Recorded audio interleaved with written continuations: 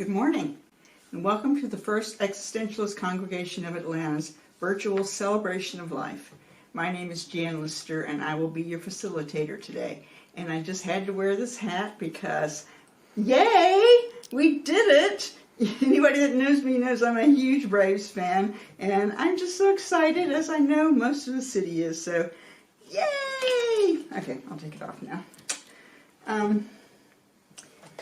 We are a philosophically based spiritual community dedicated to human liberation and founded on existentialist and feminist principles. By existentialist principles, we mean that we are what we do in the world, and we accept responsibility for our choices and our actions. By feminist principles, we mean that we accept and actively support freedom and justice for every person. We support diversity as a source of strength, and we actively include everyone. We make our spiritual home in the old stone church, which was hand-built 100 years ago by the African-American Antioch East Baptist Church. We honor their labors of love and the powerful history of this very special place. And we acknowledge that our spiritual home stands on land forcibly taken from the Muscogee Creek people, and we support justice and equality for all Indigenous people. So before we begin, we're going to hear what I'm sure will be a very lovely song from the very lovely Aviva.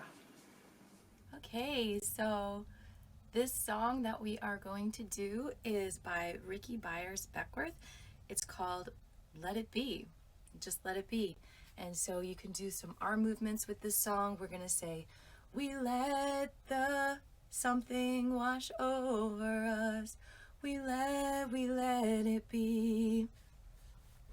I think you'll really enjoy this 432 hertz string sound on my keyboard. So here we go.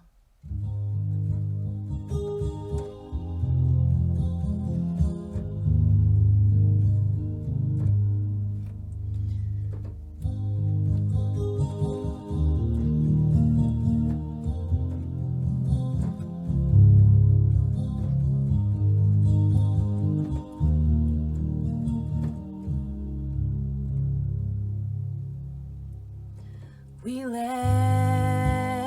the love wash over us. We let it be. Again. We let the love wash over us. We let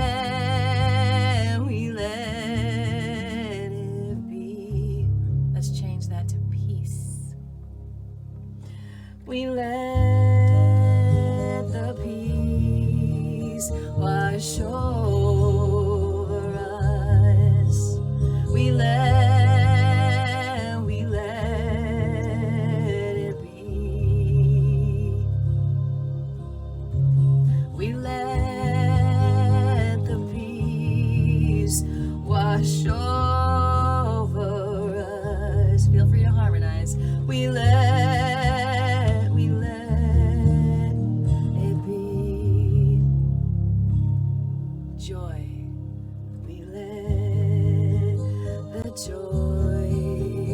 wash over us. We let it be. We let the joy wash over us.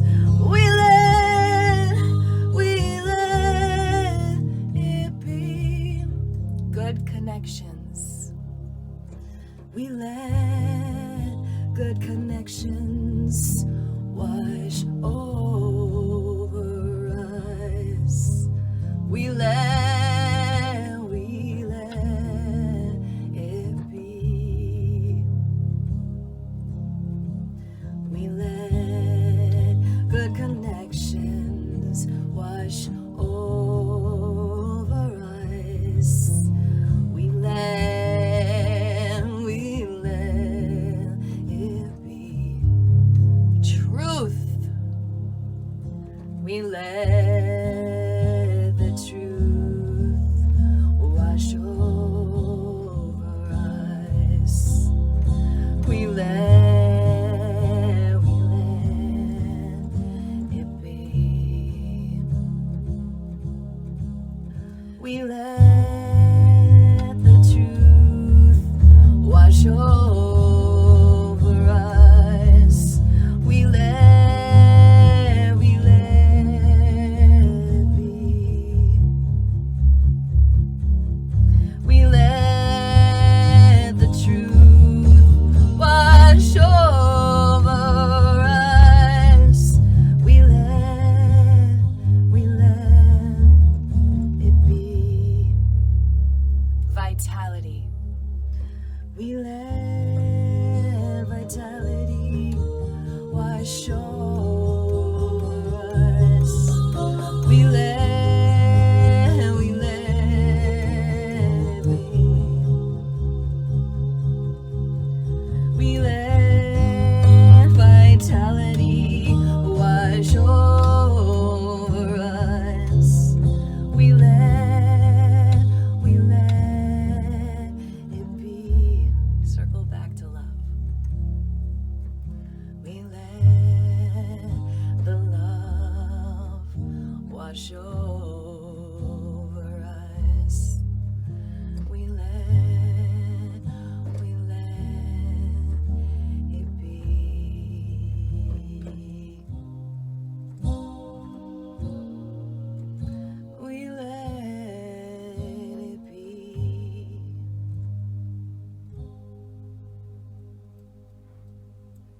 Thank you so much, Aviva. I just love her stuff. Love her. Okay, so H. Robert Baker is Associate Professor of History at Georgia State University and is the author of Prigg v. Pennsylvania, Slavery, the Supreme Court, and the Ambivalent Constitution from 2012, and The Rescue of Joshua Glover, a Fugitive Slave, the Constitution, and the Coming of the Civil War from 2006. His scholarly articles have appeared in the Law and History Review, Commonplace, and the Journal of Supreme Court History. He holds a Ph.D. in history from UCLA, where he studied with Joyce Appleby. He has been a Fulbright Fellowship and a Fellow at the Institute for Constitutional Studies. He also writes about wine, law, and contemporary culture for the blog Tropics of Meta. When I asked Professor Baker to tell me a little more about the topic that he was going to be speaking about today, he said, "We often think of rights as legal things, as political things, things we win in court or in the legislature or in the streets, and rightfully so. We are also quick to dismiss art and music as irrelevant when it comes to the hard work of winning and maintaining rights. Or even if we believe they are important to such things, we have a hard time saying why. After all, poems are not laws. But poets and writers and musicians and artists do help us see ourselves and the world around us in a way that can be inspirational." So I did some research on how art in its various forms affect us in times of turmoil and love and just in our everyday lives. And according to thebritannica.com, one of the things that has been alleged to be the purpose of art is its cognitive function. Art as a means to the acquisition of truth. Art has even been called the avenue to the highest knowledge available to humans and a kind of knowledge impossible of attainment by any other means. Art.archive.com asked artists around the world, what is your role as an artist in society, your local community, and the world at large? Some of the answers were, artists are a vehicle for expressing universal emotion. They are responsible for unearthing the truth. They connect with and inspire people globally. They record and preserve our human history. Artists create a sense of community. They tell stories and pass on traditions. They work to illuminate the margins and make societal changes, and they offer messages of hope. Poet Alice Osborne said, "Poetry is so important because it helps us understand and appreciate the world around us. Poetry's strength lies in its ability to shed a sideways light on the world so the truth sneaks up on you. Poetry teaches us how to live. Poetry is like the Windex on a grubby car window. It bears open the vulnerabilities of human beings so we can all relate to each other a little better. Well, Professor Baker isn't a poet that I know of, anyway. He's a historian. But the way he relates history to others is, in a way, very poetic. He makes history so interesting and fun, and he helps us to see things in ways that we probably never thought of seeing them before, and that's poetry indeed. In his talk today, Constitution's Founders and Poets, the Unacknowledged Legislators of the World, he will make the case that the Constitution and our understanding of it had a lot to do with poetry, and one poet in particular. He wouldn't tell me who, though. He said he wanted to leave it for a surprise, so of course I'm very curious. So Robert, please quench my curiosity.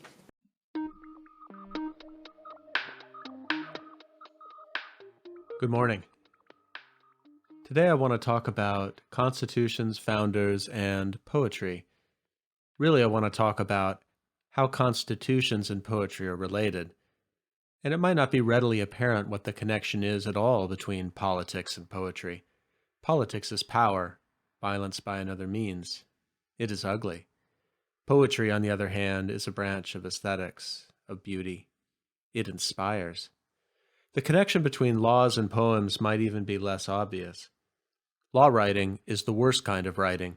It is ponderous, functional, unadorned, and utterly indifferent to its audience. And we all suspect that the writers of law hold poetry in little regard. After all, it is fatuous, frivolous, self-indulgent. But law and poetry share a great connection. Law does not just settle disputes or regulate industry. Law also announces our values. It is a language of principle that must resonate with the people it governs in order to have force. And this is its great connection to poetry. And it had more influence than we know in the creation of our own great charter, the United States Constitution. To take this journey, we have to go back to the founding itself and to one of our forgotten founders. Consider this verse from a poem written in 1773. It was addressed to the Earl of Dartmouth, the newly appointed Secretary of State to His Majesty's government. 1773 was a difficult year in Britain to be Secretary of State. Boston was under occupation. The tax on tea had roiled the port cities up and down the American coast. Tensions were high. The poem urged the Secretary of State to advocate for relaxed policies that respected colonial autonomy. It included the following verse. No more, America, in mournful strain of wrongs and grievance unredressed complain. No longer shalt thou dread the iron chain, which wanton tyranny with lawless hand had made, and with it meant to enslave the land. Powerful words.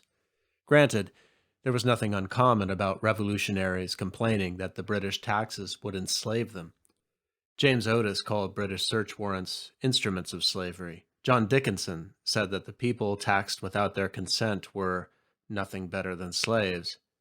George Washington complained that the British Parliament wanted to make all colonial Americans merely abject slaves. What made this 1773 poem and its verse about slavery a touch different, however, is that the author was not the descendant of European colonists. The author was a young woman, barely 20 years of age, a young woman who had been born in Senegal. Her name was Phyllis Wheatley, and unlike Washington or Dickinson or Otis, she had experienced the worst of slavery. Phyllis Wheatley's story began when she was kidnapped by African slave traders and sold to Europeans on the coast. The Atlantic slave trade was then at its peak, thanks to a largely unregulated market being thrown open to all European traders. Africans at coastal entrepôts sold men and women, mostly men, to the Spanish, Portuguese, Dutch, French, and increasingly the English. From the coast, it was a 7-week journey across the Atlantic under horrific conditions on slave ships. This was the journey that Phyllis Wheatley made at the age of 7. She arrived in the port of Boston in the early 1760s. There wasn't much of a slave market in Boston, but there was a small labor market for domestic servants and farmhands. So she and others from the ship were taken to the wharf and advertised for sale. And it happened that a childless couple was there, looking for a domestic servant, John and Susanna Wheatley. Susanna Wheatley was immediately moved by the sight of the young girl with such bright eyes, standing so forlornly on the wharf. She arranged for Phyllis's purchase and took her home. By the standards of the day, Susanna Wheatley was a poor slaveholder. She gave the child the family name, Phyllis Wheatley. She fed Phyllis well, took her on outings. She taught Phyllis how to read, something not tolerated in many of the slave colonies. Phyllis took to that immediately. She learned her alphabet. Then she learned the Latin alphabet. She learned the Bible. She read the classics. In the span of 16 months, Phyllis had demonstrated that kind of rare intelligence that we today associate with genius. Susanna Wheatley had opened the door for Phyllis. And what was worse, she encouraged Phyllis to continue with her education. None of this would have worked on the slave plantations further south and through the Caribbean, where enslaved people labored to bring in sugar crops and rice crops and tobacco, who were told more or less that they could never learn to read and whose life expectancies were barely over several years. But by the time Phyllis Wheatley was 16, she had an education that rivaled Benjamin Franklin's or Thomas Jefferson's.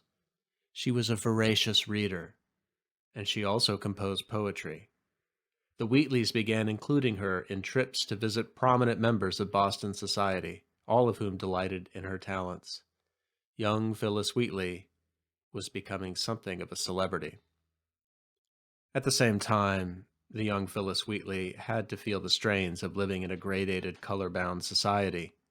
She took her meals at a different table when she was a guest in the homes of others. Once, when she rode home in a carriage, she chose to sit with the valet rather than in the carriage proper, perhaps because the valet was a young man of color himself. The carriage arrived at the Wheatley residence.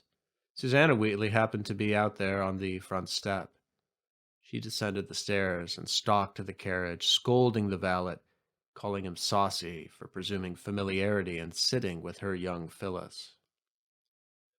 Was Susanna protecting Phyllis, whom she regarded as part of her household and therefore above the association with the simple valet? Most likely. Considerations of class and family were central to 18th century identity. Phyllis was part of Susanna's family. But the event must have taken a toll on Phyllis, who was estranged from people of her own color and also from the white society that the Wheatleys inhabited. She was confined to a lonely space.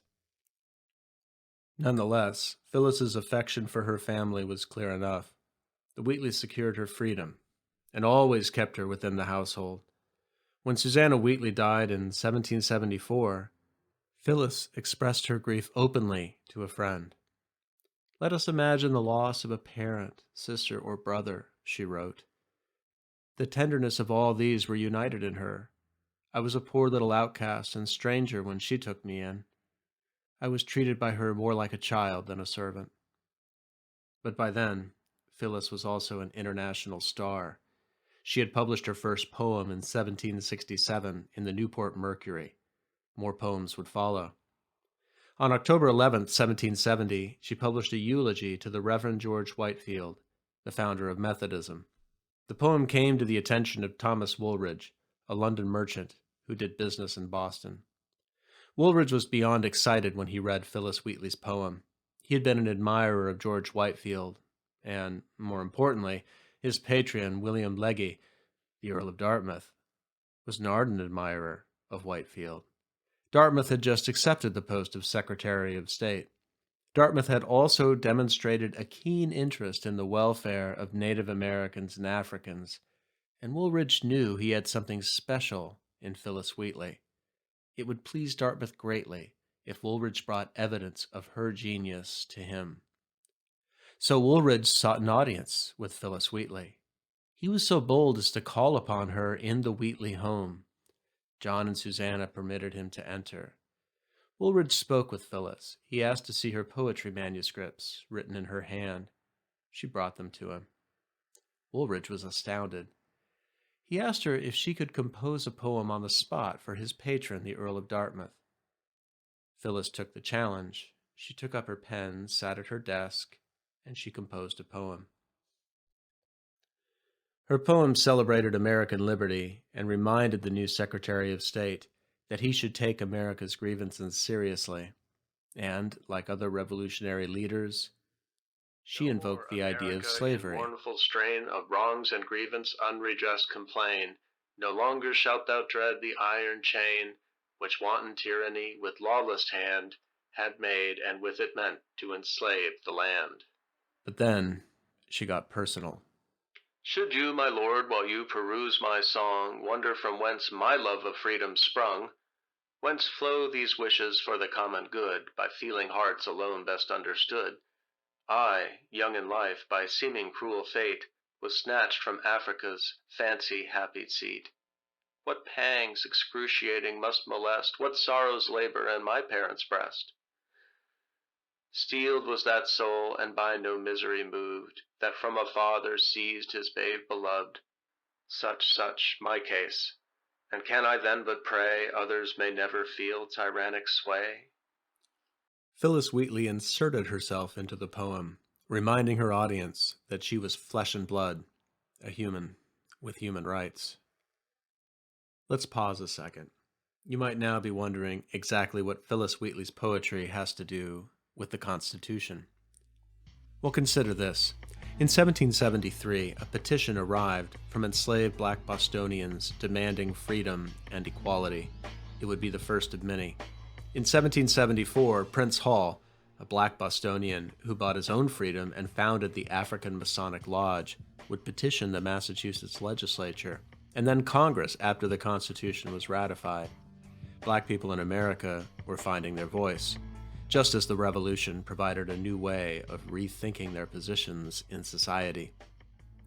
Phyllis Wheatley sailed to London in 1773, along with John Wheatley, in order to prepare a volume of her poetry for publication. While Wheatley was in London, Benjamin Franklin called on her. Benjamin Franklin was America's single biggest celebrity in the 1770s. He was a scientist, a writer, a statesman, a real Renaissance man. America's greatest celebrity took time to pay a public visit to America's fastest rising star. We know little about their visit, except that Franklin found John Wheatley rude. But it was clear that Franklin was touched by his encounter with the young genius. Franklin would also go on to correspond with the famous British abolitionist Granville Sharp. This was the same Benjamin Franklin who sat at the Constitutional Convention, advocated deeply for the Constitution's ratification, and served as president of Pennsylvania's Abolition Society. Phyllis Wheatley was the intellectual, aesthetic, and living challenge to slavery as Americans made the world anew. At a point when patriots were themselves refining ideas about the consent of the governed and creating a representative republic, she was a reminder that a fifth of the colonists had given no consent and were not represented. But she was more than that. Phyllis Wheatley was a force to be reckoned with. Her published book of poetry, her extensive knowledge of the Bible and the classics, her refinement, her world travels, her audiences with literary luminaries in London, and above all else, her industry and skill as a poet. All this contradicted the idea that Africans were somehow made for slavery. She was formidable enough that Thomas Jefferson was forced to acknowledge her talents when he tentatively considered whether there was a racial justification for enslaving Africans. But more importantly, Phyllis Wheatley was a source of inspiration for those who were just beginning to formulate coherent arguments about the permanent abolition of slavery. Think about that for a minute. In 1773, slavery was an ancient institution. It had existed in every corner of the world, in every epoch. It was in the Bible. The idea of a world without slavery was, for most, not even in the realm of possibility. 2 years later, the first anti-slavery organization would be established in Philadelphia. Phyllis Wheatley was the fulcrum upon which this momentous change occurred. You might say this is all well and good, but at best it is Constitution adjacent. The Constitution itself had nothing to do with Phyllis Wheatley or with poetry or aesthetics. But have you ever considered the Constitution as an aesthetic document? The phrasing is pithy and elegant. The entire document is an enunciation of principles, much more so than specific iterations of laws and regulations. And while we are all used to reading the Constitution, have you looked at it carefully? The Constitution has a look and a feel. Each article is of descending length. It fits perfectly on a quarto sheet, giving it something like a permanent whole feel, as if it were designed to be carried as easily in your pocket as it might rest under glass. It was no accident that the Constitution was arranged this way. The man responsible for it was Gouverneur Morris. In the waning days of the convention, after all the hard politics and decisions had been made, and with rumors swirling about the nation about what sort of document was going to come out of Philadelphia, with many of the convention's delegates having had already left in disgust, and with no clear guarantee that the Constitution would even make it to the finish line, the convention appointed a committee of style. The committee was handled the jumbled mess of resolutions and motions and amendments and told to organize it into one single document. The committee had some of the greatest luminaries from the convention in their midst, but they handed the job over to Gouverneur Morris. Morris was 35 years old in 1787. He was a handsome man with sharp Roman features, high cheekbones, soft eyes, and a graceful smile. He was a tall man, too, over 6 feet, virtually the same height as the great General Washington, and he carried himself grandly, despite walking on a peg leg. Morris had lost his leg in a carriage accident in early 1782. He had caught his leg in the wheel of a carriage and it had badly broke his ankle. Medicine being what it was in those days, he had to have his leg amputated at the knee. Morris was also liberally educated, having attended Benjamin Franklin's preparatory school and then King's College.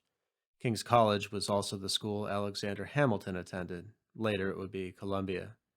Gouverneur Morris did not study politics at Columbia. He made a study of arts and aesthetics. He wrote his senior essay on wit and beauty, and then a master's thesis on love. Of course, those being the days they were, Gouverneur Morris went into politics and amassed a distinguished record as a lawyer and then a statesman. But his education was far more liberal and broad than just law and politics. It reflected Morris's own love of wine, women, and song.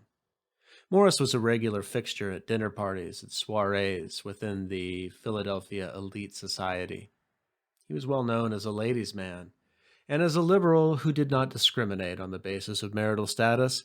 In fact, legend had it that Gouverneur Morris had lost his leg not in a carriage accident, but jumping from the balcony of one of his many lovers to escape a jealous husband who had returned, shall we say, a little earlier home than Morris had expected. It was just a story, and Morris denied it with a wink and a smile. Upon hearing it, Benjamin Franklin had remarked that many a husband might have wished that Morris had lost a different limb in the accident. There could have been no more apt choice for a committee of style than Gouverneur Morris, and we have him to thank for the beautiful Constitution. Take the preamble. The draft that Morris was handed read, "We the people of Massachusetts, Connecticut, New York, Virginia," and so on and so on. And Morris replaced this clunky listing of the states with something at once more vague and more specific. "We the people of the United States." Morris also penned the preamble's purpose statement.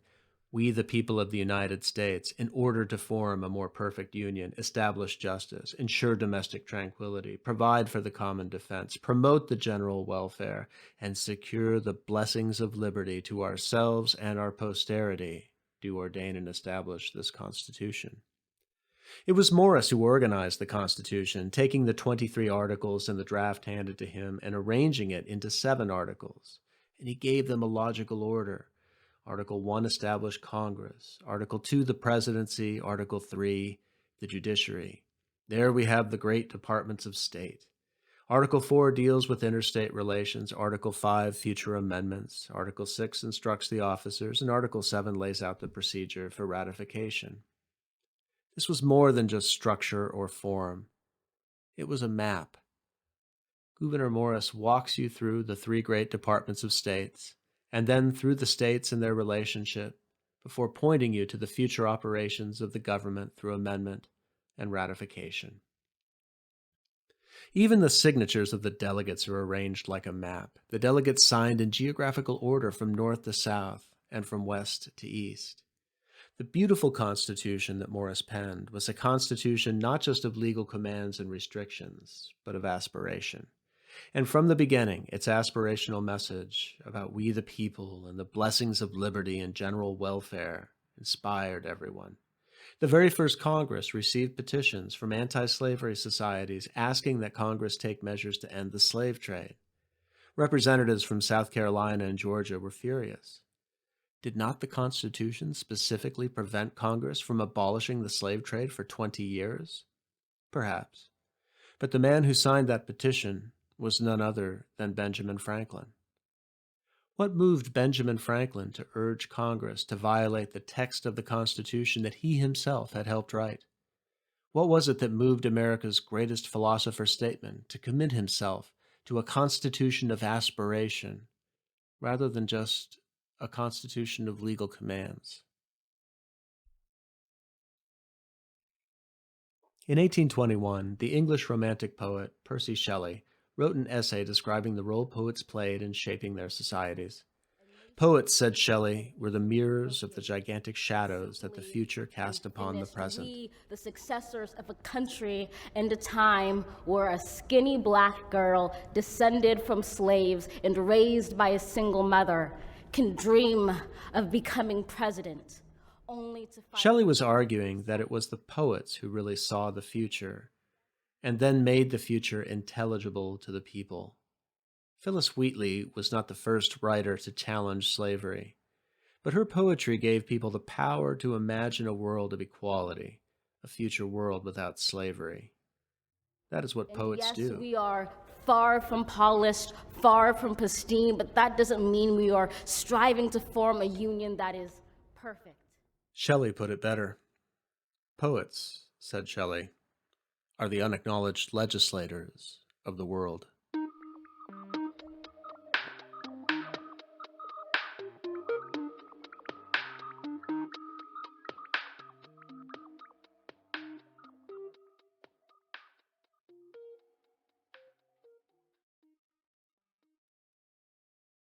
Thank you so much, Robert. I really think I could listen to you for hours, and I have often said that I wish I was one of your students.